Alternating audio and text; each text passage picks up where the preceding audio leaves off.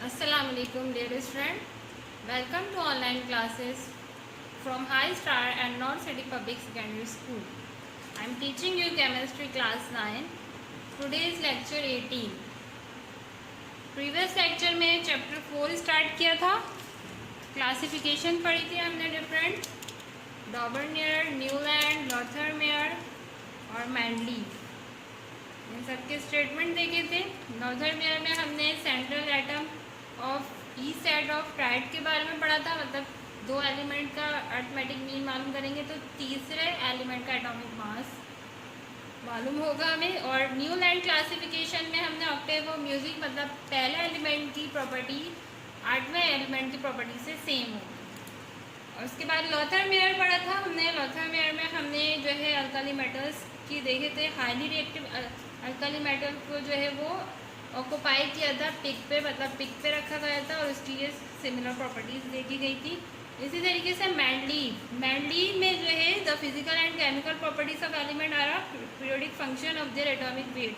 मैंडली ने क्या डिस्क्राइब किया था कि अपनी स्टेटमेंट में कि जो उसकी जो केमिकल और फिजिकल प्रॉपर्टी होगी वो किस पे डिपेंड करेगी, वो एटॉमिक वेट पे डिपेंड करेगी, एटॉमिक मास पे डिपेंड करेगी.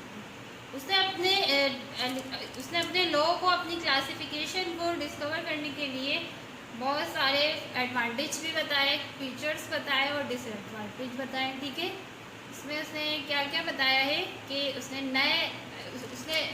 एलिमेंट की ऐसी स्टडी की कि जो नए एलिमेंट उनकी सिमिलर प्रॉपर्टी है उसको मालूम करने में, उनकी फाइंड करने में, उसके कॉन्सेप्ट को प्रूव करने में आसानी हो.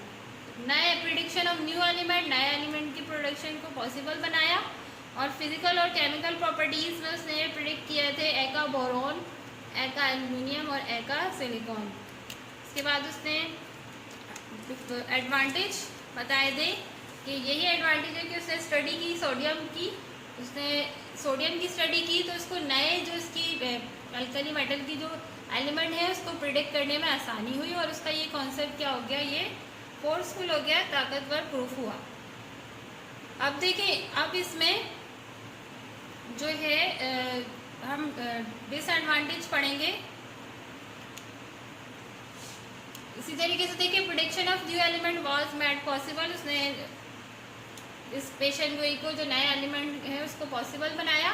उसके बाद जो फिजिकल एंड केमिकल प्रॉपर्टीज है का बोरॉन, एल्युमिनियम एंड सिलिकॉन, उसको इसकी डिस्कवरी को जो है करने में हेल्प मिली कि किस तरीके से हम प्रॉपर्टी को देख रहे हैं. और नए नाम जो है उसने नेम जो है वो प्रूफ कराया, जैसे कि यहाँ पे है स्कैंडियम, गैलियम एंड जर्मेनियम. ठीक है, this properties are remarkable the same as were predict by Mendeleev. और इन सब तीनों की प्रॉपर्टीज सेम थी जो उसने जिस तरीके से एका बोरॉन, एल्युमिनियम और सिलिकॉन बताया उससे सेम थी. ठीक है, मैंडली periodic table help in correcting many doubtful atomic mass. मतलब जितने भी उसने उसकी ये प्रिडिक्शन, ये जो पीरियड है, ये पीरियोडिक टेबल है उसका, उसके जो शक होता था कि जो उसकी उसमें उस शक को दूर करने के लिए, तमाम जो प्रॉब्लम्स थी उसको दूर करने के लिए एटॉमिक मास को, उसकी ये नई एडवांटेज जो है वो सामने है कि किस तरीके से इन प्रॉब्लम को सॉल्व किया जा सकता है, करेक्ट किया जा सकता है. ये इसकी एडवांटेज है. आप देखिए डिसएडवांटेज देखिए, इसके डिसएडवांटेज जहाँ उसके फ़ायदे भी हैं वहाँ उसके नुकसान भी हैं कि उसने नए नए एलिमेंट्स को डिस्कवर कराए और उसके नाम पहले से बता दिए. और ये कहा कि अगर हम सोडियम जो है अल्कली मेटल है तो उसके जो अल्कली मेटल्स के जो दूसरे एलिमेंट है उसको भी डिस्कवर कर सकते हैं, प्रिडिक्ट कर सकते हैं. अब इसके डिफेक्ट्स और डिसएडवांटेज एक ही बात है कि क्या डिफेक्ट्स है उसके, कि there are 3 pair of elements of higher atomic mass place before elements of low atomic mass. उसने उसका जो पेयर था एलिमेंट्स का, उसका हाई एटॉमिक मास मतलब जिसकी वैल्यू हाई थी और जिसकी लो थी, उन सबको एक ही उसमें रखा हुआ उसने. अब देखें, एरोगन प्लेस बिफोर पोटेशियम. एरोगन के जो एटॉमिक मास 40 है, लेकिन वो किससे पहले आ रहा है, पोटेशियम से पहले आ रहा है. ठीक है, तो ये इसकी मिस्टेक है. ये एरोगन को पोटेशियम के बाद होना चाहिए था. इसी तरीके से cobalt 59.9 place before iodine.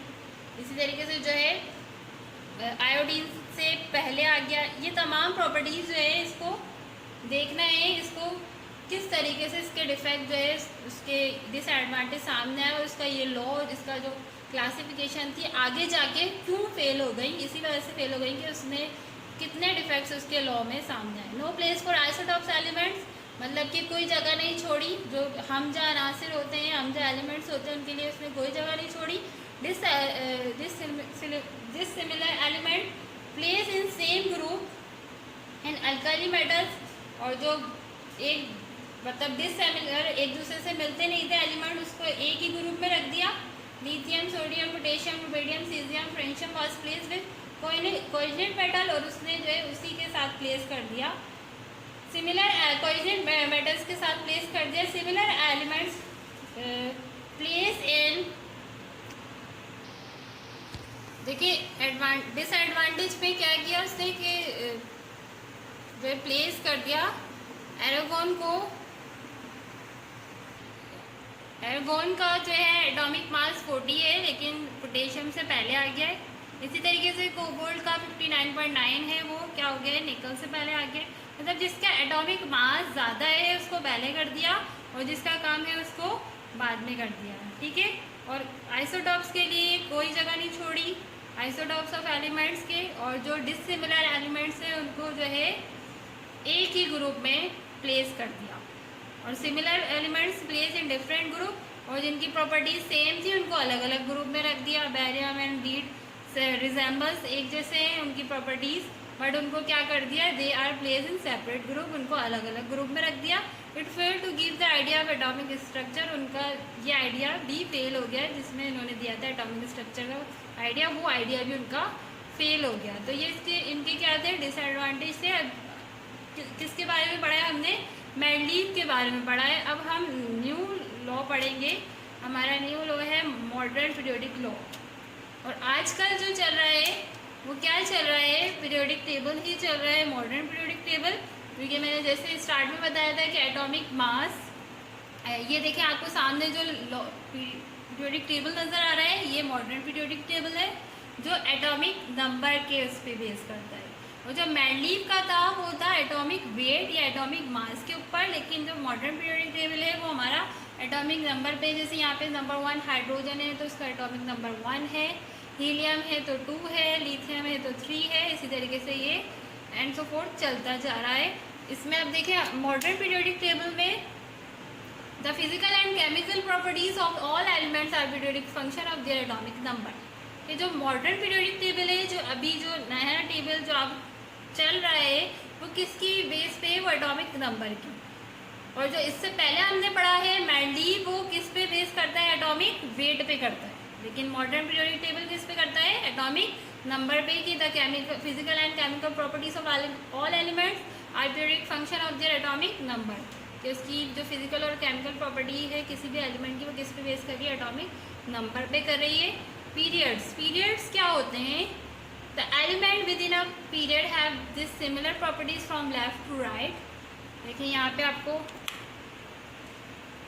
Group और पीरियड्स वर्टिकल कॉलम और हॉरिजॉन्टल में नज़र आ रहा है।